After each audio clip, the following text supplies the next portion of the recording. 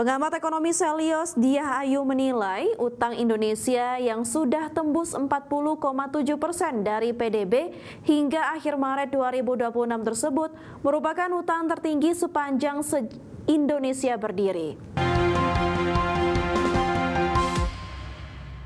Ya, sementara itu pemirsa, pengamat ekonomi dari Selyos menyoroti utang Indonesia yang tembus 9.920 triliun rupiah.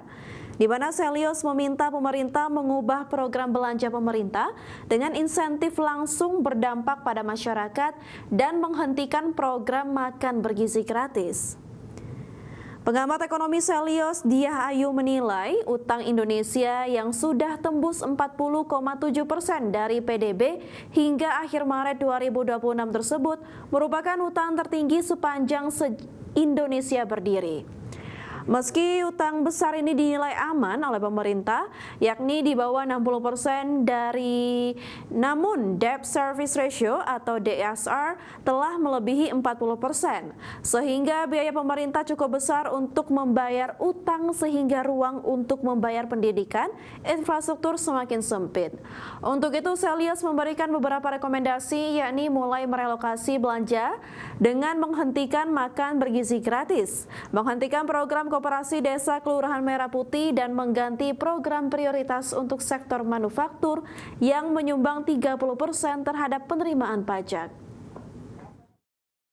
Pertama, menghentikan makan bergizi gratis. Yang kedua, realokasi anggaran untuk Koperasi Desa Merah Putih itu sendiri dan diarahkan untuk belanja yang benar-benar produktif dan berdampak langsung bagi masyarakat.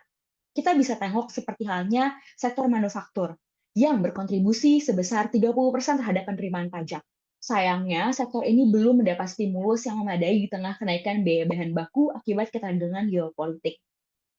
Lalu harus adanya insentif nyata bagi masyarakat, seperti diskon tarif listrik atau penurunan PPN untuk barang retail dari 11% menjadi 9%, agar daya beli masyarakat tetap terjaga dan roda produksi di tengah masyarakat tidak melambat di tengah ketidakpastian global. Pemirsa, pengembangan sektor energi menjadi potensi penguatan infrastruktur yang berkelanjutan. Oleh sebab itu, DPR RI menilai pengembangan hilirisasi sumber daya alam memiliki potensi perekonomian yang cukup besar.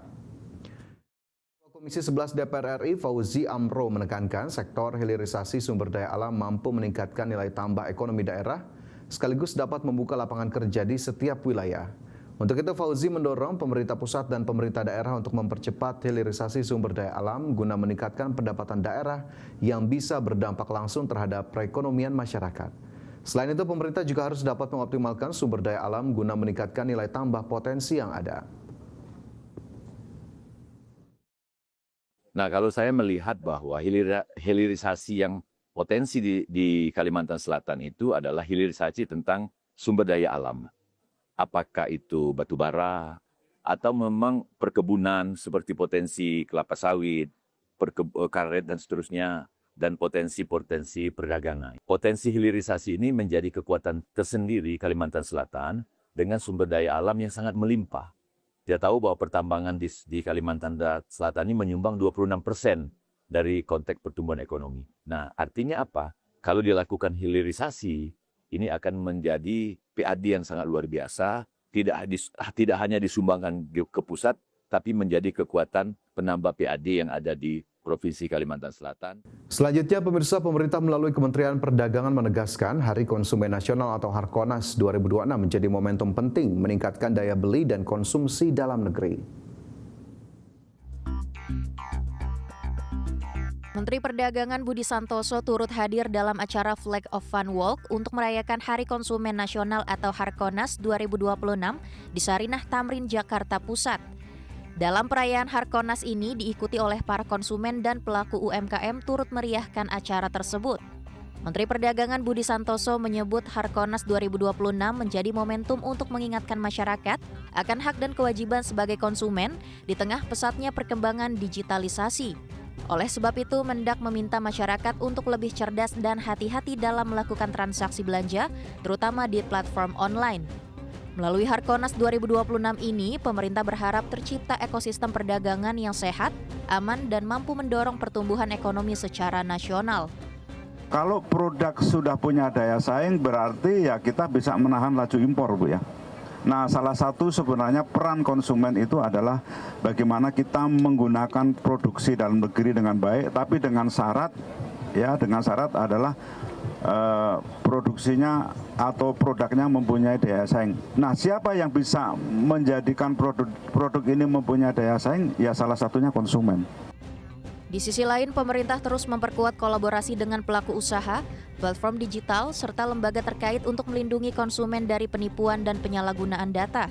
Selain itu, konsumen dinilai memiliki peran penting dalam meningkatkan daya saing produk dalam negeri dengan memilih produk yang berkualitas.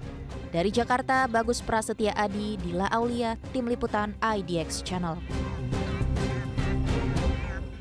Kita beralih ke informasi mancanegara. Kelompok Hizbullah menyerang basis pasukan Israel di kawasan selatan Lebanon dalam waktu 24 jam terakhir. Ya, Hizbullah mengklaim serangan tersebut merupakan balasan atas serangan Israel yang sebelumnya menyasar warga sipil. Kelompok perlawanan asal Lebanon Hizbullah pada hari ini menyatakan telah melancarkan 24 serangan yang menargetkan posisi, pasukan, dan kendaraan militer milik tentara Israel di Lebanon Selatan dalam 24 jam terakhir.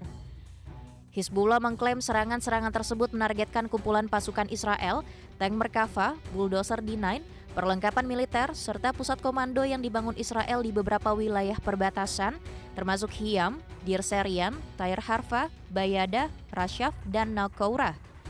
Hizbullah menyampaikan operasi tersebut melibatkan drone peledak, rentetan roket, tembakan artileri, dan rudal berpemandu.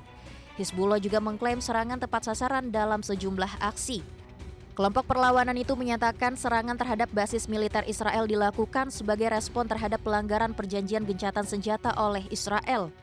Serangan itu juga diklaim sebagai balasan terhadap serangan Israel yang menyasar warga sipil serta desa-desa di Lebanon Selatan. Di sisi lain, militer Israel mengatakan pasukan angkatan udara telah mencegat target udara yang mencurigakan yang diluncurkan dari Lebanon setelah sirine diaktifkan di wilayah utara. Israel menyebut insiden itu sebagai pelanggaran terbaru terhadap kesepahaman gencatan senjata oleh Hizbullah.